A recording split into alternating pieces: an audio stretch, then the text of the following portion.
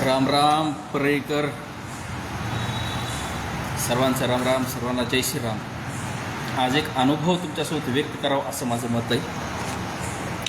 तुमचं त्याच्यावर काय मत आहे ह्याच्यावर मला काही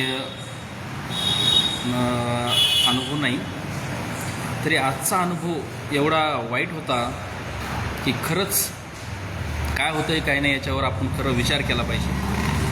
मी आज 10-11 वर्षानंतर मी आज हे फुलचंद भाऊ कराड यांनी जे लावण्याचा कार्यक्रम ठेवला होता, मी त्या कार्यक्रमात गेलो आणि मी व्यवस्थित आपलं खाली बसलो.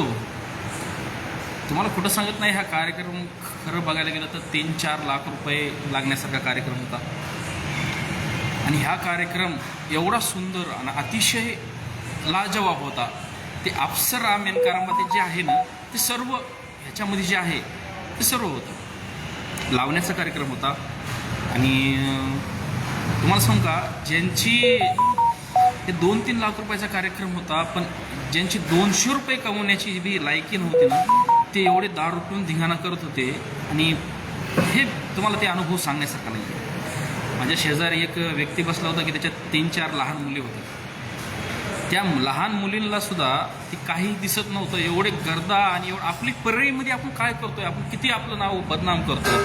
अरे मुंबईहून कलाकार आले, आपली लोककला नाट्यकला आपली जपण्यासाठी आपल्या परळीमध्ये त्यांचं आगमन झालं. त्यांचं आपण स्वागत करायला पाहिजे. ठीक आहे, तुम्ही शिट्ट्या टाळ्या वाजवा, नाचा, पण त्याची पण पद्धत असते.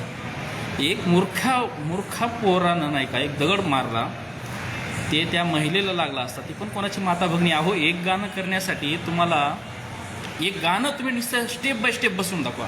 7 दिवस लागतात. 2 लिटर घाम गळत आहे एक गाणं बनवण्यासाठी. त्या माता भगिनी मुंबईहून पुण्याहून जे इथं लावण्यासाठी आले. मी याच्या अगोदर आलो नाही याच्या अगोदर मी DMनं खूप सारे कार्यक्रम ठेवले होते. पर्यटकांसाठी कार्यक्रम ठेवले होते. ते कार्यक्रम आपल्यासाठी ठेवले होते. ते नेते लोक जे आहेत आपल्यासाठी कार्यक्रम ठेवतात की चला सर्वजण कार्यक्रम बघतील, कार्यक्रमाचा आनंद घेतील व त्यांना बी वोटमध्ये फायदा होईल. पण त्या कार्यक्रमाचं आपण काय करतो, माता भगिनी एका साईडला बसलेल्या होत्या. एवढंच नाही तर परळीमधले पोलीस प्रशासनसुद्धा तिथं होतं. पोलीससुद्धा त्यांना रोखण्याचा प्रयत्न करत होते.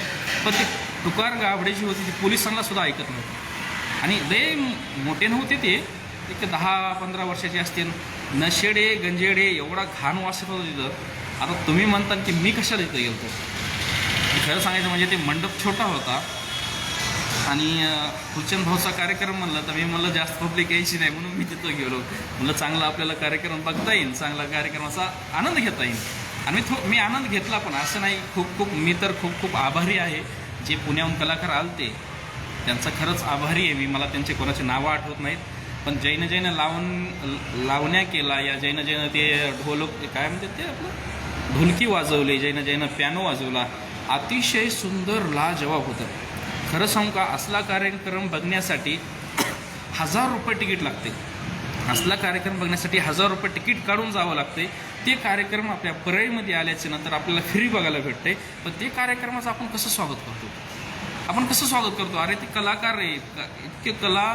अहो मी म्हणतो ना, तुम्ही एका गाण्यावर नुसतं नाचून दाखवा स्टेप बाय स्टेप, त्यावेळेस तुम्हाला माहीत होईल. पण आपण आपल्या परळीमध्ये आलेल्या लोकांचं कोणत्या पद्धतीनं स्वागत करतो हेही खूप महत्त्वाचं. आणि एवढा छान कार्यक्रम ठेवल्याबद्दल आणि जे कलाकार होते त्यांचं खूप अभिनंदन. आणि परळीकरांना विनंती माझी की आपले लहान मुलं जे की 14-15 वर्षाचे आहेत, हे काय नशा करायले, गांजा वाढायले, काय करायला ह्याच्यावर लक्ष ठेवा. कारण हे बघा, उद्याच्याला बरं वाईट झालं तर दुःख फक्त आईवडिलांच असतं. शेजाऱ्या पाजाऱ्याला, या गावाला, या पोलीस प्रशासनाला, या नेत्या लोकांना नसतं. हे जे नशेडे गंजेर लोक आहेत यांच्यावर तुम्ही खरंच अनुभव घ्या. यांचे जे आपले लहान मुलं काय करतात आणि आपण परळीमध्ये आलेल्या लोकांचं कोणत्या प्रकारे आपण स्वागत करतो. आणि एवढे छान कार्यक्रम या अगोदर पण DMनं खूप सारे कार्यक्रम ठेवले. पण मी कधी कार्यक्रमाला गेलो पण खूप लांब थांबत होतो मी. म्हणजे ते पब्लिक बी जास्त असायची आणि मी कार्यक्रम ऐकायचो, यायचो. पण यावेळेस मी पुढं बसून जे अनुभव घेतला, खरंच ते अनुभव बेकार होता. आणि चांगल्या माता भगिनी जे आलते आपल्या परळीमध्ये लावण्य करायला, त्यांना तर माहीतच असेल की बाबा परळीमध्ये म्हणल्यास काहीतरी अलगच असेल. पण तसं नाही. पण माझं अशी इच्छा आहे की बाबा जे कोणी आईवडील आहेत त्यांचे जे मुलं आहेत 14, 15, 13 वर्षाचे कोणता नशा करतात आणि काय तिथं करू लागले, हे लावण्याचे तिथं, हे खूप महत्त्वाचं आहे. लावण्या करण्यासाठी जे मुंबईहून महिला आल्या त्यांचं आपण स्वागत केलं पाहिजे का त्यांच्या अंगावर काही फेकलं पाहिजे या त्यांना अशी काही बी छिद्री चाळे करून त्यांना हिनवलं पाहिजे. मग ते काय होते, आपल्या परईचं नाव कमी होते. पण ह्याच्यामध्ये नेत्याची काय चूक आहे? त्यानं तर आपल्यासाठी कार्यक्रम ठेवला होता. अहो तुम्ही मोबाईलवर रील बघता ना, मोबाईलवरच्या रीलवर तुम्ही जे महिला बघता, जे लावण्या बघता, ते तुम्ही फुकट बघू शकता 300-350 रुपयाचं रिचार्ज मारून. पण असल्या जे माता भगिनी या महिला जे लावण्यासाठी आणायचे म्हणलं ना, त्यांना 2-3 लाख रुपये लागतात. मग ते इथं आल्याच्यानंतर त्यांचा आनंद घ्यायचा, त्यांना चांगलं नाचते ते बघायचं का आपण त्यांना छिद्री चाळे करून या आपल्या परईचं नाव बदनाम करायचं? कोण होते ते पोट्टे? त्यांना बी माझं प्रत्येक आईवडिलाला एवढंच सांगणं आहे की आपले पोरं काय करतात, कोणता नशा करतात आणि आपल्या परईचं नाव बदनाम करण्यामध्ये त्यांचा हात आहे का, ह्याच्यावर प्रत्येकानं लक्ष देणं खूप महत्त्वाचं आहे. चला, मी जास्त लाईव्ह येत नाही. धन्यवाद तुम्ही सर्वांना सहकार्य केल्याबद्दल.